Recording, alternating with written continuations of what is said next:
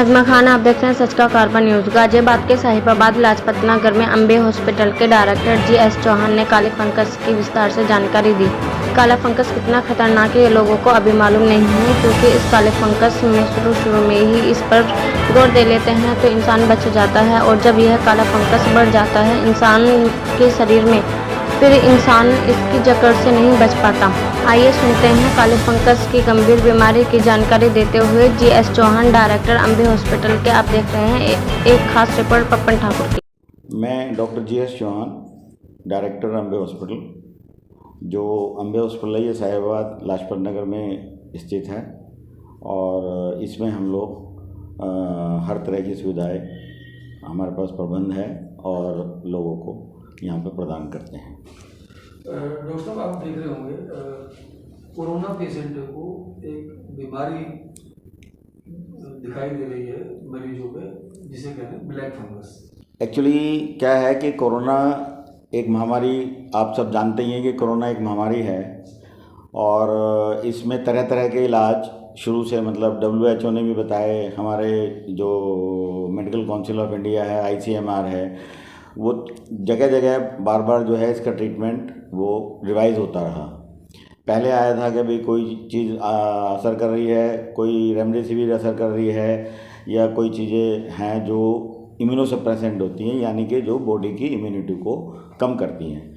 तो बेसिकली क्या है कि जो कोरोना से पीड़ित हुए और जिनको के शुगर थी, या जिनका किडनी ट्रांसप्लांट हुआ है, या जिनको और कोई बीमारी कोमॉर्बिड कंडीशन जैसे कि साथ में अस्थमा या और इस तरह की चीज़ें थी, तो ब्लड प्रेशर था, तो उन लोगों में ये जो ब्लैक फंगस है उसका अटैक इसलिए हुआ कि जो हमारा जो आजकल ट्रीटमेंट बेस्ड है कोरोना का, वो एक स्टेरॉइड्स होते हैं। तो स्टेरॉइड्स बेसिकली क्या करते हैं कि आदमी का शुगर बढ़ा देते हैं और ब्लड प्रेशर बढ़ा देते हैं। तो शुगर बढ़ने की वजह से जो इंडिविजुअल है, जो मरीज़ है, उसकी जो इम्यूनिटी है, जो उसकी सहन शक्ति है, या उसको बीमारी से लड़ने की जो ताकत है, वो कम हो जाती है। तो इसलिए ये बेसिकली फफूंद, इसको हिंदी में फफूंद बोलते हैं। लेकिन ब्लैक फंगस इसका नाम इसलिए है कि ये ब्लैक है इसलिए नहीं है। ये क्या करता है कि जो जिसको अटैक करता है उसके मुंह के अंदर ब्लैक छाले डाल देता है, और चेहरे पे ब्लैक निशान आ जाते हैं, काले निशान आ जाते हैं, और ये बहुत ही खतरनाक बीमारी है जिस तरीके से ये पैर पसार रही है। कारण ये है कि ये पहले भी होता था, लेकिन बहुत कम लोगों की डायबिटीज़ वगैरह है या उनको कोरोना हो गया है, तो ये बहुत जल्दी से पैर पसार रही है, क्योंकि इम्यूनिटी लोगों की इसमें कम हो रही है स्टेरॉइड देने के कारण। लेकिन स्टेरॉइड जो है एक दुधारी तलवार है। अगर हम आज की डेट में कोरोना में स्टेरॉइड नहीं देते हैं तो पेशेंट की कंडीशन बहुत जल्दी ख़राब हो जाती है। हमारे पास आज की डेट में सिर्फ स्टेरॉइड, जो मेड्रोल या वाइसोलोन या डेक्सामेथासोन, यही चीज़ें हैं कि जो पेशेंट की जान बचा रही हैं। लेकिन इनके अपने बहुत सारे साइड इफ़ेक्ट हैं। वही जो जिसको ब्लड प्रेशर है उसका ब्लड प्रेशर बढ़ जाता है, लोगों की इम्यूनिटी कम हो जाती है, और जिसको शुगर है उसकी शुगर बढ़ जाती है। तो उससे क्या होता है कि ये ब्लैक फंगस जो है, जो वैसे नाम इसका म्यूकोर है, ये एक टाइप की फफूंद ही है, लेकिन ब्लैक नहीं है फंगस। ये ब्लैक फंगस वैसे नहीं है, वे तो ब्लैक इसलिए नाम डाल दिया क्योंकि इसके सिम्टम्स जो है वो हर जगह ब्लैकिश स्पॉट्स करते हैं। और ये इतनी ख़तरनाक बीमारी है कि ये हमारे साइनसेस में अटैक करती है, हमारी आँख पे अटैक करती है, और लास्ट में हमारे दिमाग पे अटैक करती है। तो बेसिकली जब ये शुरू में अगर किसी को आँख दुखनी, जिसको बोलते हैं कंजक्टिवाइटिस, आ जाती है, या आँख से पानी गिरने लगता है, और उसका पहले का ये इतिहास है कि भाई उसको कोरोना हुआ है या उसको डायबिटीज़ है, तो हमें बहुत जल्दी ही इसमें एक्ट करना पड़ता है। अगर हम जल्दी एक्ट नहीं करेंगे, इसको जानने के लिए हमारे पास एक पूरी टीम होनी चाहिए। एक ENT सर्जन होता है, एक फिजिशियन होता है, एक न्यूरो सर्जन होता है। तो ENT सर्जन जो है, जो आपने देखा होगा कि एंडोस्कोपिक होता है, एक औजार होता है जो नाक में डाल करके वो अंदर की एग्जामिनेशन हो जाती है, तो उससे हमें पता लग जाता है कि भाई अंदर इसकी डेवलपमेंट कुछ हो रही है नहीं हो रही है। इसमें बहुत ज़्यादा सीवियर पेन होता है इंसान को, दोनों, एक चेहरे पे भी हो सकता है, दोनों तरफ भी हो सकता है। तो अगर कोई भी मरीज़ अगर आता है कि उसको आँख से पानी बह रहा है या कान में, इसमें नाक में दर्द है, तो या फिर आँख में दर्द है, तो इमीडिएटली जो है उसको हमें एंडोस्कोपिकली जानना पड़ता है।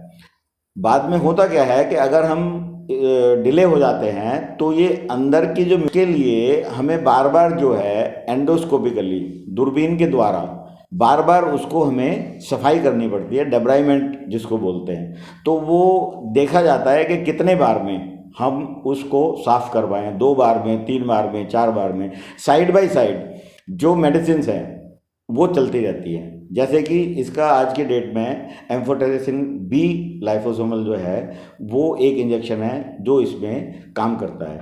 लेकिन अब ऐसा किसी को नहीं पता था कि भाई ये ब्लैक फंगस ऐसे आउटब्रेक हो जाएगा, तो इसलिए उसकी मार्केट में शॉर्टेज हो गई। पहले ये बीमारी होती थी लेकिन बहुत कम, और ये बीमारी एक दूसरे से नहीं लगती। ये इसका जो है जहाँ पे भी जैसे हवा में होती है या जो अस्पताल में, जैसे जो हम ऑक्सीजन सिलेंडर्स आजकल इस्तेमाल कर रहे हैं, तो ऑक्सीजन की शॉर्टेज होने की वजह से हॉस्पिटल्स में जो इंडस्ट्रियल सप्लाई की हॉस्पिटल थी, मतलब ऑक्सीजन थी, वो दी गई। या जो हमारा ये होता है वाटर कंटेनर होता है जिसके थ्रू के ऑक्सीजन होके जाती है, क्योंकि हमें उसको थोड़ा ह्यूमिडिफाई करना पड़ता है, थोड़ा सा जो है उसको एक तरह से नमी उसमें पैदा करनी पड़ती है। अगर हम ड्राई ऑक्सीजन देंगे तो हमारी नाक की सतह, अंदर की गले की सतह, वो सबको सुखा देगी और दूसरी और बीमारी हो जाएंगी।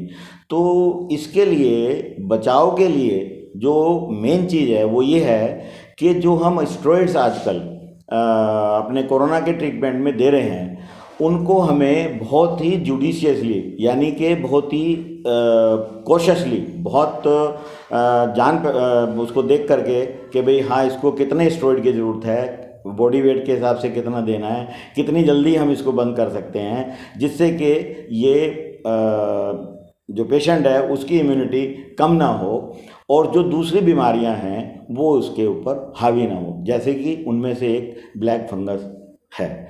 ये उम्मीद है इसको बचाव के लिए हम लोगों को एक तो मास्क पहनना बहुत ज़रूरी है।